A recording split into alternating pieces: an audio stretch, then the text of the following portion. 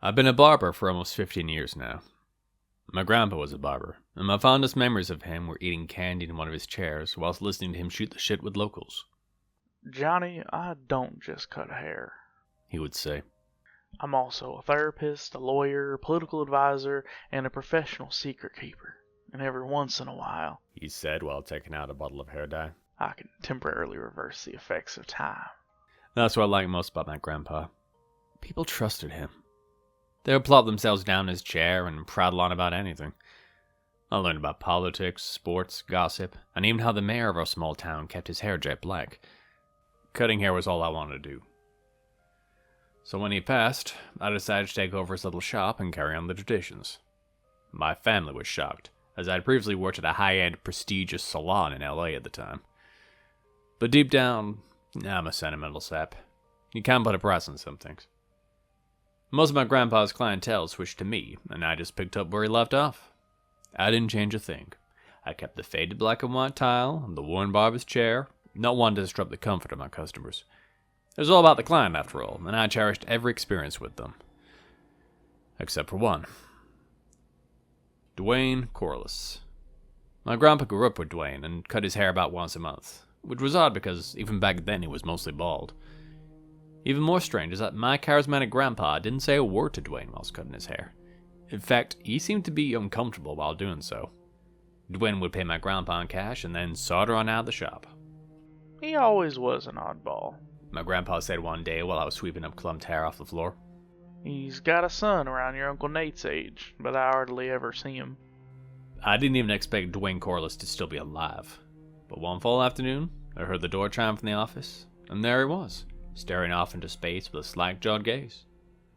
He may have still been breathing, but he was tiny, frail, and he looked like he just came out of a bad cold. A few white wisps of hair still clung to his head. "Don Jenkins of the Berkshires told me you took over the place," he muttered softly. "I'd like a haircut, please." I led Dwayne to the chair and fastened the cutting cape around his wrinkly, wiry neck. He stared at himself in the mirror the whole time with a grimace on his face. I don't recall him ever blinking. He only moved to signal that he was okay with the job. The whole cut lasted less than 5 minutes. Dwayne handed me a crumpled $10 bill, then shifted towards the door. "Maybe I'll see you next month," he muttered before shuffling outside. I almost felt bad for Dwayne, but pushed the thought out of my mind in time for my next customer. I inquired about how he was doing with Steve Robinson, the lawyer who knew just about everyone in town. "Dwayne stopped by, huh?" Steve began. "Yeah, he's been having some health problems. I think his son moved back in with him a while back." Oh yeah, Grandpa mentioned he had a son. What's he like? "Yeah, David's his name. He's nice enough, I guess. I remember he was at the community college with my daughter Janine back in the 90s. Then he left town. Dwayne said he got a new job or something." Is he working? "Not sure. He's in and out of town a lot, so maybe?" I shrugged my shoulders and finished fixing up Steve. A couple of weeks rolled, and I forgot about Dwayne Corliss until he returned to the shop precisely 1 month since I last saw him. This time, I was determined to engage him and reconcile with my grandfather's previous awkwardness. "Well, hi, Mr. Corliss. You want the usual?" Dwayne smiled softly and sat in the chair. I tried to make conversation and got a couple of words out of him. He was hardly the pariah other folks made him out to be. I began to feel even more guilty, but decided to make amends and give Dwayne the best experience possible. He didn't talk much, but I could tell he enjoyed being spoken to. I cut Dwayne's hair for the next 5 months, until one day, he came in looking more sickly than ever. I asked if he was doing okay, but he waved off my concerns. "I want to cut it off all this time," he croaked. "I think I want to try being bald for a change." It took me less than a minute to shear off the last bits of stubborn white hair that Dwayne kept. He rubbed his almost mummified fingers over his naked head and smiled. "Thanks, Johnny. This looks great." I could feel tears well inside my eyes, somehow knowing this would be the last time I'd see him. Dwayne handed me a $10 bill and walked to the door. Before he would leave, Dwayne would always softly say, "See you next month." But this time, he just waved goodbye. 2 weeks later, I got a call from Steve Robinson. "Hey, Johnny. Wanted to call to tell you that Dwayne Corliss passed away. There won't be a service, but I thought you should know. Damn, I replied. He was a good guy, a great customer too. I think we might have even become friends. Steve cleared his throat. See, well, that's not exactly what I'm calling about, Johnny. You know I'm just about everyone's lawyer in this town. I did Dwayne's will and, well, he left you a good chunk of change. I flew to Steve's office in my truck, my mind racing. What the hell was going on? I hardly knew Dwayne. Why on earth would he leave me something in his will? Steve noticed my confusion when I entered his office and poured me a hefty glass of bourbon before reading Dwayne's will. A man I hardly knew left me $25,000. I gulped down the whiskey, hoping it would calm my nerves, but I could still feel my hands shaking underneath Steve's desk. There's one thing I need to show you, though. Steve began, and I could sense some discomfort in his voice. He handed me a letter that was scrawled in shaky handwriting. Dear Johnny, I wanted to thank you and Nelson for taking care of me all these years. Since Nelson is gone, I want to leave this gift for you. Hopefully, you can spruce up the shop. My only ask is that you cut my son Davy's hair too. It's always so messy. D.W. Corliss. You get the money either way. This was a suggestion, not a condition. Steve finally spoke after a minute of awkward silence. But something tells me that David needs someone to talk to, like his daddy did. Plus, well, I'm not supposed to be telling you this, but Dwayne didn't leave much for his son. Not even close to what he left you in the church. The pit in my stomach turned again, and a pang of sadness washed over me. I nodded, and Steve wrote down the address to Dwayne's house. David should still be there, though. I'm not sure if he's in town. I think I have his number somewhere. I floated back to the shop and sat aimless in the barber's chair, still taking in everything. I placed a call to the number Steve gave me, but it went straight to voicemail. I left a message for David, expressing my condolences and eagerness to cut his hair. The following afternoon, I heard the bell chime and the shuffling of feet. I walked around the corner and saw a short, scrawny-looking man looking through a magazine in the waiting area. As I approached him, I realized it was David. He looked just like Dwayne, small and razor-thin with beady blue eyes. But unlike his father, David had a head full of thick, sandy blonde hair, albeit a little faded for his age. I extended my hand. "You must be David." "Please, call me Davy," he replied, shaking my hand weakly. His voice was soft and meek like his father's. Davy examined me, and I felt his eyes drifting towards my hair, growing wide with excitement. "Dad said you were the best at cutting hair.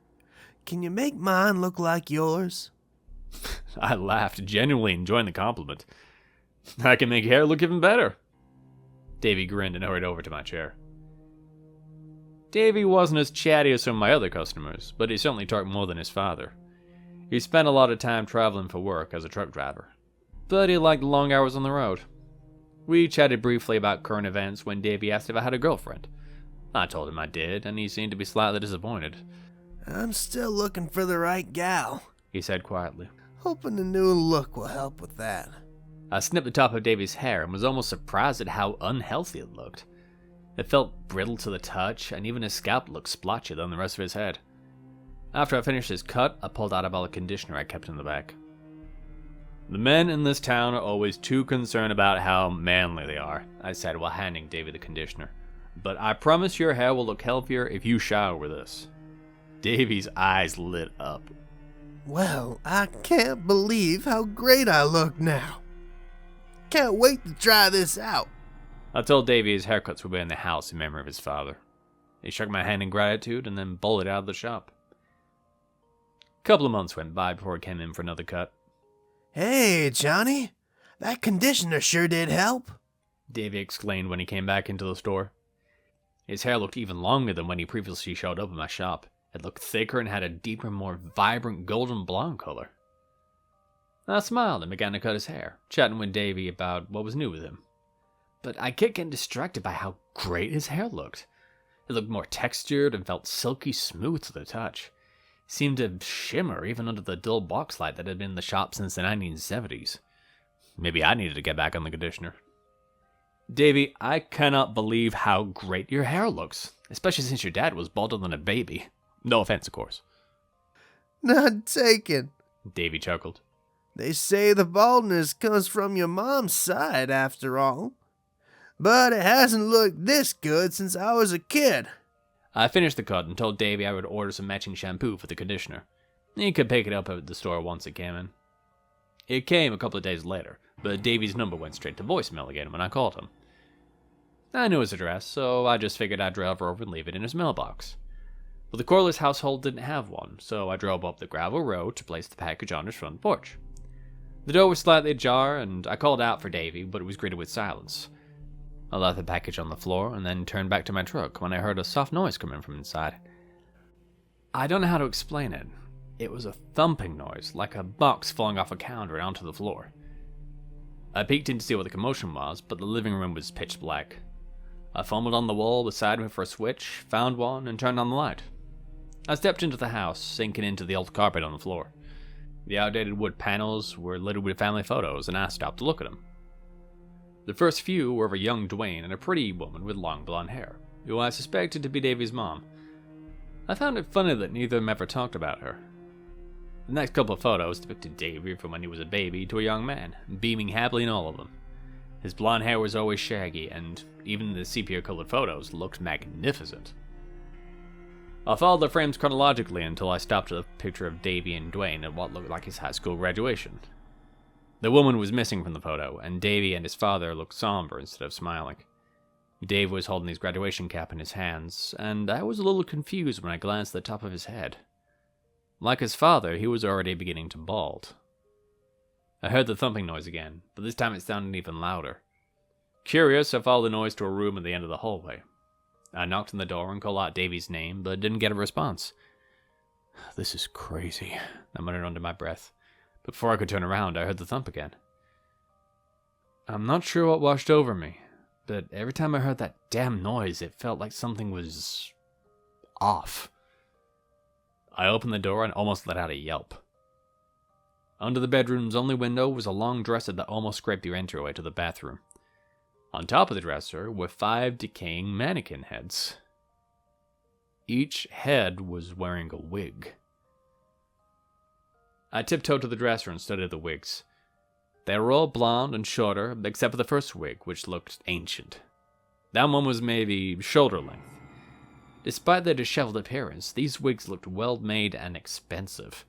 I doubt they were crafted from synthetic hair. The wig at the end looked similar to Davy's hair when he first came to my shop, and I saw the cuts I made with my scissors on the top. Why was Davy having me cut his wigs? Did he want to make the facade look as real as possible? I heard the thump again, deducing that it came from the bathroom. It sounded different though, wet and sloshy, like someone was trying to get out of a bathtub. I crept to the bathroom and peered around the side, and inside the tub was a tied-up man. The top of his head was scalped. The man turned to look at me. His eyes grew wide, and he started screaming from the duct tape under his mouth. Blood squirted from the gaping wound, and his eyes rolled into the back of his head. I frantically called 911 and placed a towel over the man to stop the bleeding. When David returned home not 10 minutes later, he was greeted by the entire police department. I remember seeing him sheepishly hold his hands up in the front seat of his car as he was swarmed by armed officers. We made eye contact as he was being hauled away. I made it look real, didn't I, Johnny? The new police chief, Don Henderson, another one of my customers, called me a few days later with some details. The state police came in and found 5 people's bodies under the Colorist household's floorboards. One of those bodies was Davy's mother, who had annoyingly been removed from a resting place in the county cemetery. Dwayne Corliss made several calls to the police over the years, but gave up after they never looked into his concerns. Each victim was a man who had blonde hair. Davey confessed to the murders, but Chief Henderson thinks the state police would connect him to at least 10 more. They also found a journal in which David laments his hair loss, and believes it's why he could never find love. I read the journal in a PDF file, and he spends half the book blaming his mother. He talks about seeing hitchhikers on the roads with blonde hair, and goes into detail about his envy of them. The delusions grew more intense as years went by. David began to kill the hitchhikers and scalp them, hoping to create the perfect wig to restore his youth. His latest victim, a missing college student, would have certainly perished had Davey not run out of toupee glue. I closed the shop for 2 weeks, still unable to comprehend that, for the time being, I was cutting the hair of a dead person on Davey's head. I'm not sure if I'll be able to find the courage to reopen. My office phone is cluttered with unread voicemails inquiring when I'm going to go back to work. I've noticed that one of them is from the county jail. Yesterday, Davey's trial began. I was there in attendance and watched the officers bring Davey out in cuffs. He was bald like his father, minus the scraggly strands of hair hanging off the back of his head. He turned to look at me and grinned. A chill went down my spine. For maybe the first time in my life, I was happy that my hair was brown.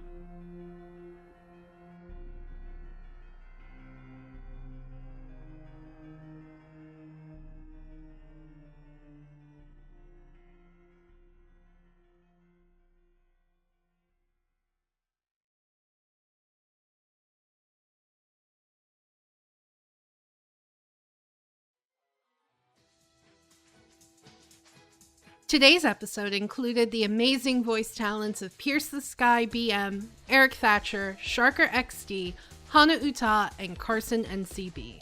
You can find their links in the description down below. Make sure to give them some love. Thanks for watching! Stay creepy, everybody!